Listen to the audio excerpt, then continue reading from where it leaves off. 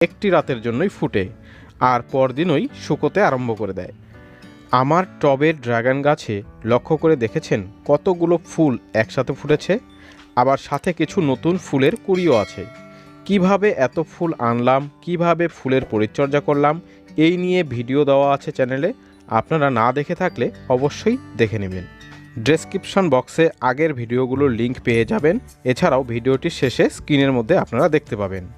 পরবর্তী ভিডিওগুলি সময় মতো পেতে চাইলে এক্ষুনি আমার চ্যানেলটিকে সাবস্ক্রাইব করে রাখবেন এবং পাশে থাকা বেল বাটনে ক্লিক করে রাখবেন। বন্ধুরা, আমার কাছে এই রেড ভ্যারাইটির ড্রাগন ফ্রুটের কাটিং চারা আছে। আপনারা যদি ক্রয় করতে চান তাহলে এক্ষুনি আমার উপরে দেওয়া নাম্বারে যোগাযোগ করুন। শুধুমাত্র ভারতবর্ষের যে কোনো জায়গা থেকে আপনারা যদি এই চারাগুলিকে ক্রয় করতে চান তাহলেই এই নাম্বারে যোগাযোগ করবেন। আগের ভিডিওগুলিতে আমি দেখিয়েছি ড্রাগন ফুলের কিভাবে পরিচর্যা করতে হয়, কখন কী রকম খাবার প্রয়োগ